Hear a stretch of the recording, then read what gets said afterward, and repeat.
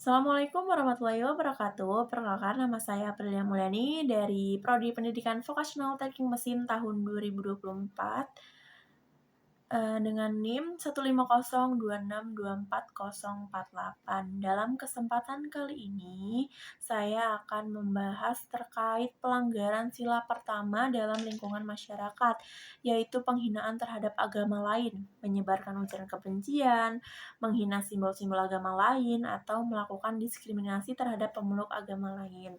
Contohnya adalah dengan menegakkan aturan atau praktik keagamaan yang ketat dan berbahaya, memperlakukan atau mengucilkan individu yang tidak sesuai dengan norma agama, serta menggunakan otoritas agama untuk memanipulasi atau mengendalikan orang lain. Adapun solusinya yaitu yang pertama dengan menegakkan hukum yang tegas, yaitu pemerintah perlu konsisten menerapkan undang-undang yang sudah ada terkait penistaan agama, ujaran kebencian, dan hate speech. Serta aparat penegak hukum harus bertindak cepat dan tegas dalam menindak pelaku pelanggaran. Yang kedua, pendidikan karakter dan toleransi.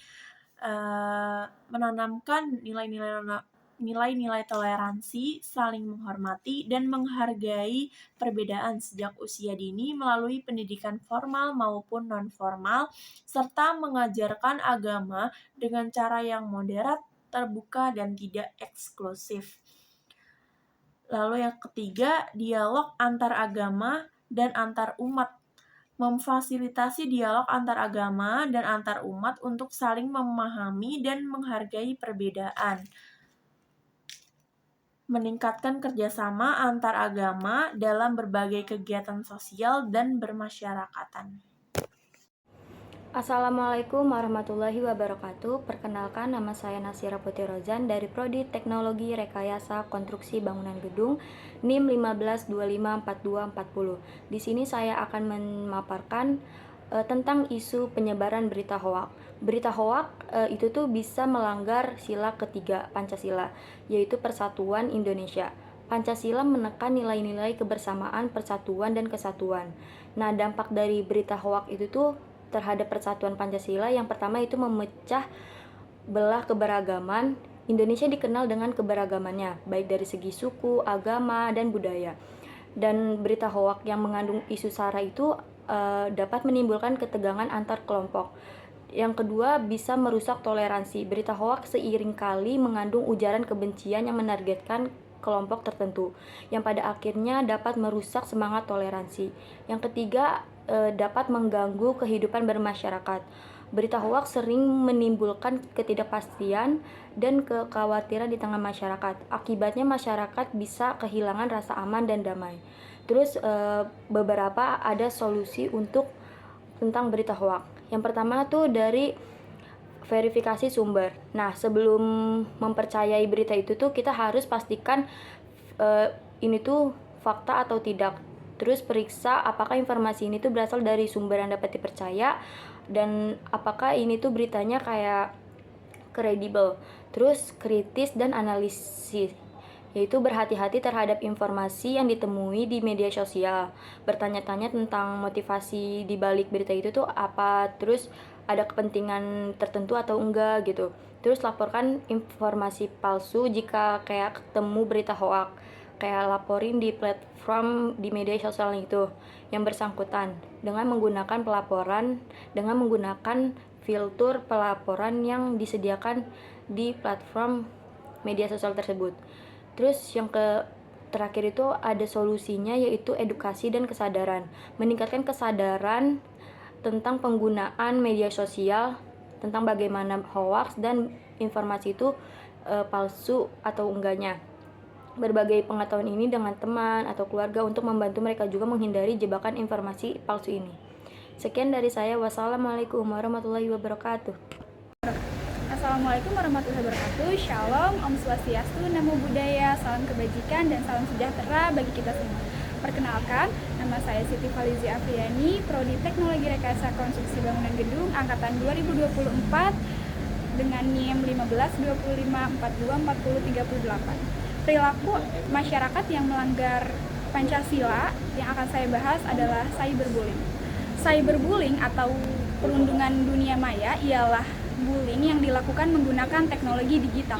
Adapun menurut Think Before Text, cyberbullying adalah perilaku agresif dan bertujuan yang dilakukan suatu kelompok atau individu menggunakan media elektronik secara terus-menerus dari waktu ke waktu terhadap seseorang yang dianggap tidak mudah melakukan perlawanan atas tindakan tersebut. Cyberbullying merupakan perilaku berulang yang ditujukan untuk menakuti, membuat marah, atau mempermalukan mereka yang menjadi sasaran.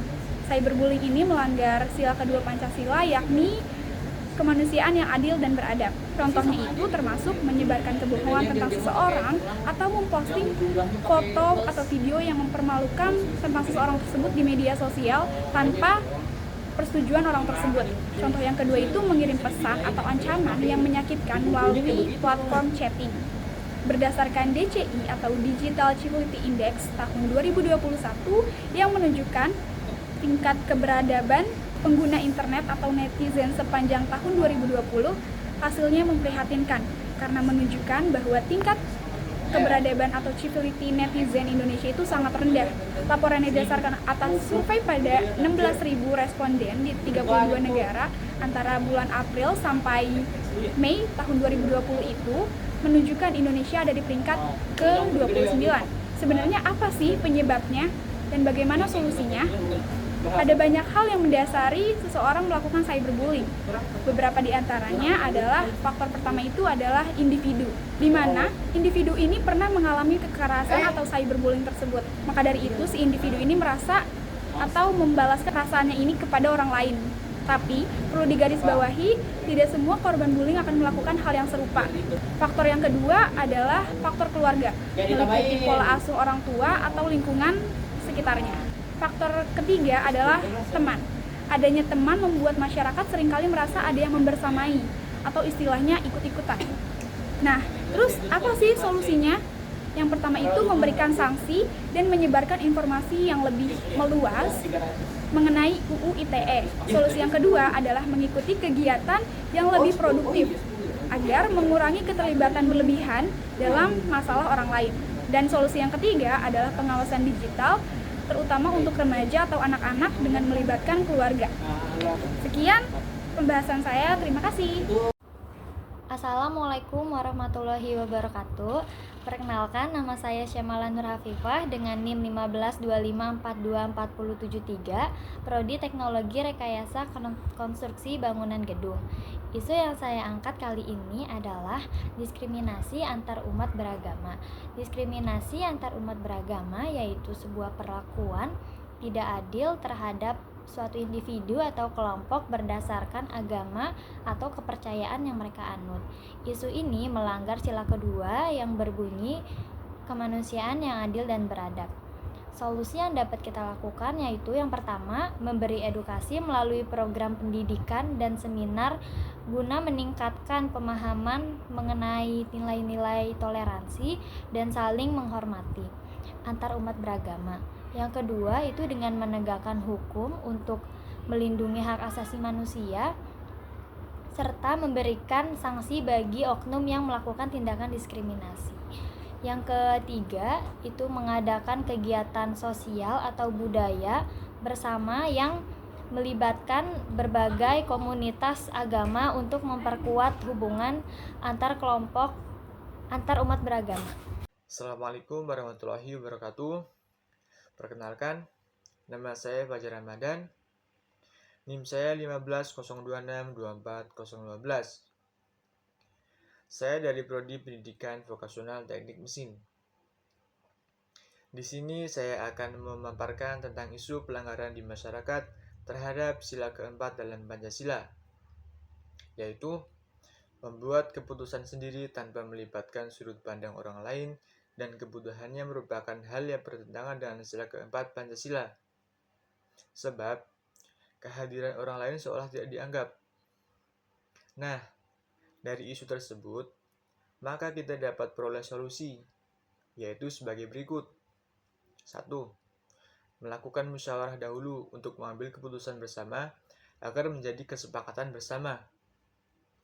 Oleh sebab itu, kita sebagai masyarakat harus menjadi masyarakat yang aktif dalam forum bermusyawarah dan memiliki kesadaran akan keadilan dalam pengambilan keputusan bersama.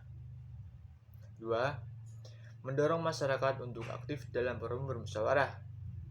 Nah, kembali lagi, jika kita sudah aktif dalam bermusyawarah, maka kita harus mendorong masyarakat lain juga agar semua memiliki kesadaran yang tinggi akan pentingnya bermusyawarah mufakat. Mungkin itu yang dapat saya paparkan. Terima kasih. Assalamualaikum warahmatullahi wabarakatuh. Halo, perkenalkan nama saya Torik Tias Ramadan. Saya dari program studi pendidikan vokasional teknik mesin dengan nomor induk mahasiswa 1502624011. Saya di sini akan menyampaikan salah satu isu terkait ketidaksesuaian dengan nilai Pancasila yang kedua, yaitu kemanusiaan yang adil dan beradab. Salah satunya adalah pelanggaran hak anak dan tidak mengutamakan perlindungan yang layak. Solusi yang dapat saya sampaikan salah satunya adalah peningkatan pendidikan dan kesadaran, yaitu meningkatkan pengetahuan masyarakat tentang hak anak melalui program pendidikan dan kampanye sosial.